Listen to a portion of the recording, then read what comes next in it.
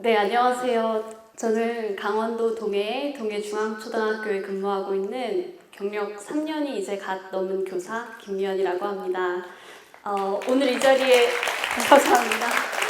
오늘 이 자리에 서게 되는 것 때문에 정말 오랜 시간을 마음 졸이면서 긴장하고 지냈던 것 같아요.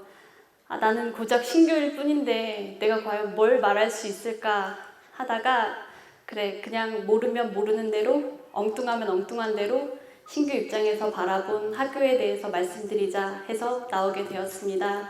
부족하지만 너그러이 들어주시면 감사하겠습니다. 고백이라고 해야 할까요? 솔직히 말씀드리면 저는 교육이 무엇인지 잘 모르겠습니다. 이거 너무 위험한 발언이죠. 교육의 선두에 있어야 할 교사가 교육이 무엇인지 모르겠다고 한다니. 그동안 교사를 양성하기 위해서 그렇게 높은 대학 기준을 제시하고 또 국가에서 교원 양성기관까지 만들어서 교사를 양성하기 위해 노력했는데 교직에 나온 사람이 이렇게 말한다니 제가 생각해도 참 제 자신이 무책임한데요. 도대체 나는 왜 이렇게 헤맬까? 뭐가 잘못된 것일까? 내가 지금껏 경험했던 배움은 뭐고 내가 교실에 나가서 아이들한테 경험시키는 배움은 뭔지에 대해서 곰곰이 생각을 해보았습니다. 우선 제가 교대 면접을 준비할 때가 생각이 나는데 제가 교대를 어떤 교사로서의 사명감, 자아 정체성이 그쪽으로 우뚝 서서 이렇게 간 건 아니었고요. 그냥 주위에서 공부 꽤 한다 하는데 이제 진로를 제대로 잘 결정을 못 하겠어서 등 떠밀리다시피 가게 된 곳이 교대였거든요. 근데 교대 면접을 앞두고 제가 아무런 준비도 하고 있지 않자 걱정돼서 저를 다그치셨던 고3 담임 선생님이 생각이 납니다. 그때 제가 다니던 학교가 강원도 평창의 작은 시골 학교였어서 이제 논술이나 면접을 사교육에서 엄청 받고 그러진 않았거든요. 근데 담임 선생님 입장에서는 아무런 준비도 하지 않고 멍하니 있는 제가 답답해 보이셨겠죠. 그래서 저를 불러다가 면접 준비를 얼마나 했냐며 이제 다그치시면서 문제를 내셨는데 교직을 바라보는 3가지 관점이 뭐냐 하시는 거예요. 근데 제가 모른다 했더니 그럼 그게 실은 성직관, 노동직관, 전문직관이다. 이거에 대해서는 어떻게 생각하냐 하시는 거예요. 역시나 저는 그냥 아무것도 모르겠으니까 모른다라고 말씀드렸더니 그때 저를 바라보시던 그 한심한 눈빛과 표정이 계속 기억 속에 남아요. 실은 그때 좀 부끄러움, 수치스러움을 느꼈던 것 같아요. 아니 누가 나한테 교대를 가려면 그런 3가지 관점을 알아야 된다고 얘기해 준 적이 있나? 그냥 어른들끼리 그게 대학 교수님들이든 학원 강사든 고3 담임 선생님이든 그냥 어른들끼리만 그런 걸 알고 저를 안 가르쳐주고는 저를 시험한다라는 느낌이 들었어요. 학교에서 진즉에 그런 내용을 알려준 적도 없고 그게 아니라면 대학이란 이런 배움을 행하는 곳이니까 너희들이 고등학교 때 알아서 이 정도까지는 생각해 와야 한다라는 것조차 알려주지 않았으면서 그냥 지금까지 오로지 고등학교 내내 수능과 내신만 바라보고 달려가게 그렇게 가르쳐 주셨으면서 이제 와서 뒤통수 치는 그런 느낌? 근데 가만히 생각해보면 저에게 있어서 배움이란 딱 그런 모습이었던 것 같아요. 외부의 어떤 존재가 그게 부모님일 수도 있고 지금처럼 선생님일 수도 있고 아니면 시험일 수도 있고 외부의 어떤 존재가 저한테 너 이거 아니? 너 이거 몰라? 너 이거 알아야 돼 하면 저는 제가 부족하다 느끼고 이제 약간의 부끄러움과 함께 그게 옳다 생각하고 착착 따라갔던 것 같아요.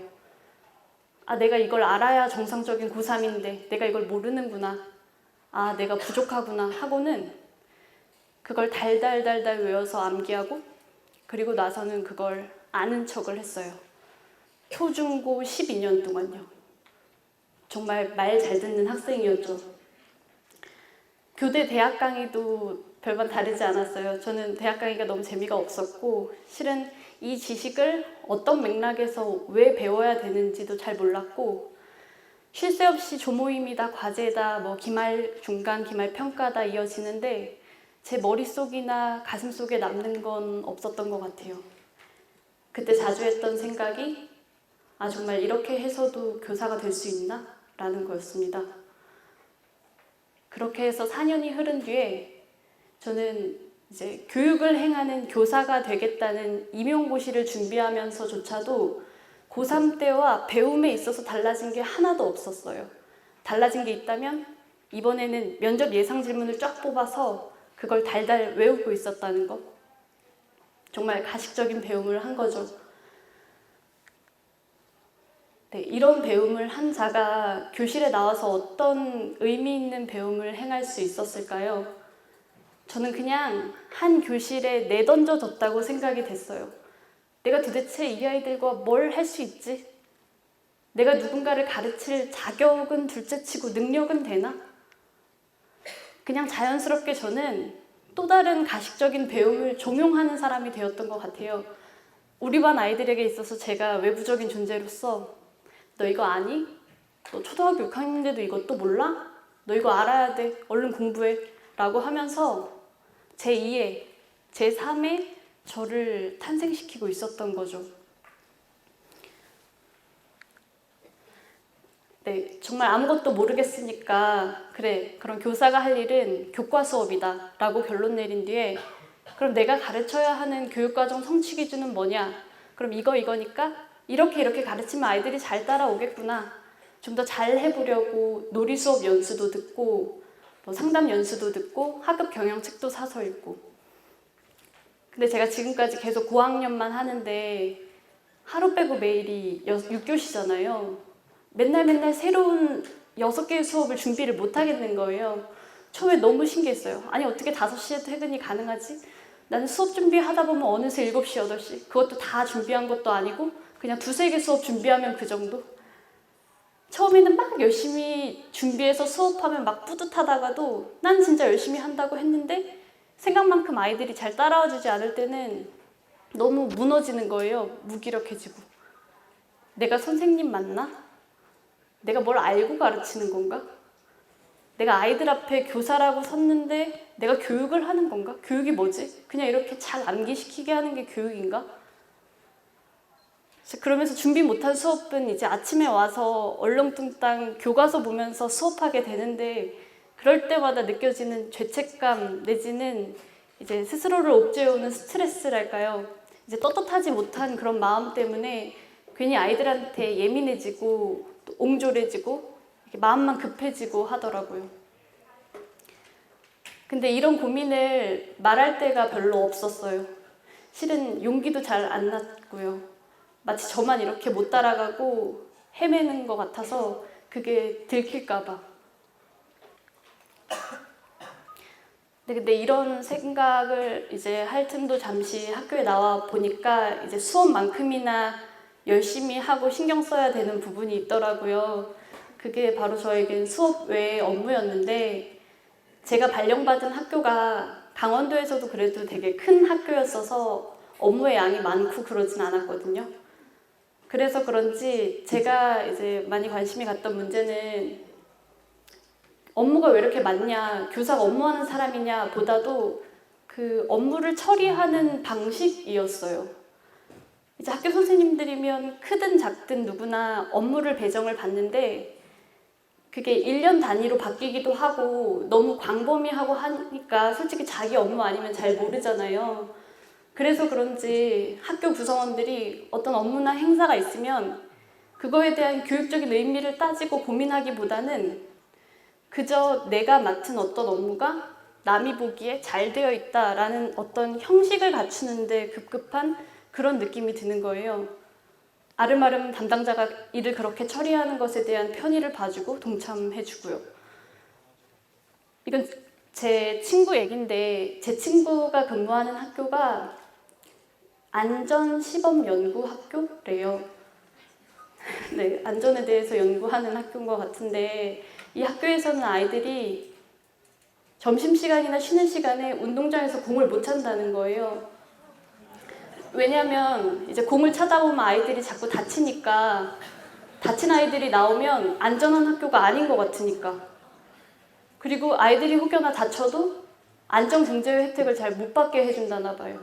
역시나 건수 올라가면 안전한 학교가 아닌 것 같으니까 이거 완전히 교육적인 어떤 의미보다는 남이 보기에 우리가 다친 애들 건수가 없는 그런 안전한 학교다라는 형식에만 치우친 일처리잖아요. 제 친구는 이게 너무 이상한 것 같은데 가끔은 진짜 이게 이상한지 잘 모르겠대요. 왜냐면 자기 빼고 나머지 선생님들은 다 그게 맞다는 듯 행동하시고 따르시니까. 신규인 제 입장에서는, 혹은 저 같은 신규 입장에서는 운동회 연습을 한다고 몇 시간이나 대열 맞춰서 입장하는 연습을 하든 열심히 협력해서 낸 체험학습 아이디어가 이런 건 장감님이 안 좋아해 하면서 묵살이 되든, 안전한 학교에서는 운동장에서 아이들이 공을 차면 안 된다고 하든, 아, 이건 이미 정해진 어떤 깊은 뜻이 있는 거겠지. 나보다 더 먼저 학교라는 곳을 알고 교육에 대해서 고민했을 많은 분들이 어련히 심사숙고해서 나한테 가르쳐 주시는 거겠지. 아무것도 모르는 초짜인 나는 그저 어서 이걸 배우고 해야 하는 거겠지 하거든요. 근데 그냥 말 잘 듣는 교사가 필요했던 것 같아요.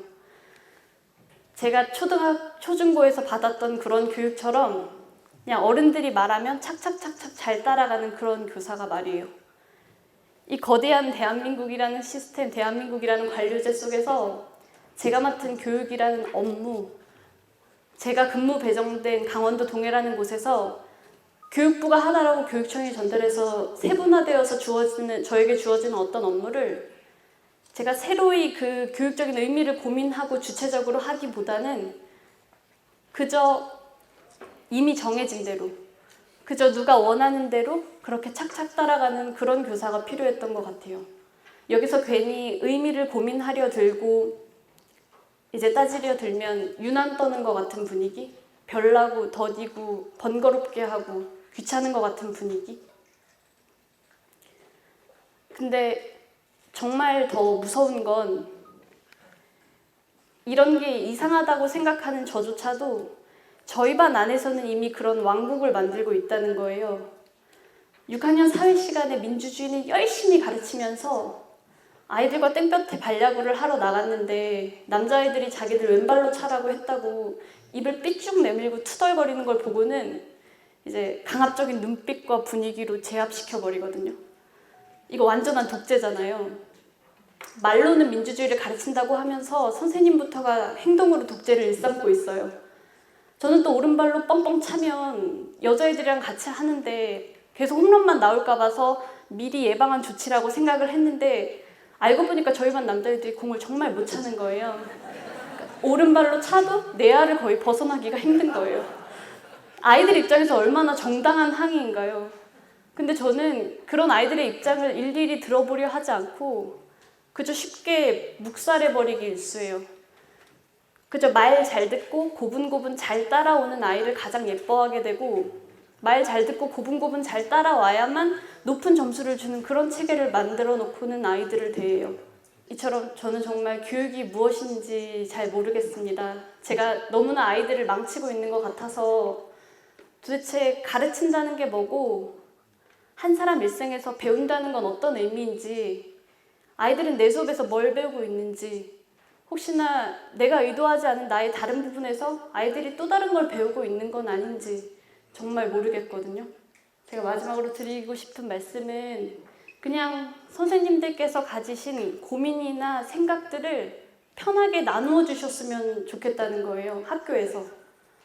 조금 더디고 번거로워도 교육에 대해서 고민하는 교사가 유난스럽지 않은 문화, 그런 문화가 만들어져서 저 같은 신규가 발령을 받아도 그 속에서 배우고 고민하고 나아갈 수 있게요.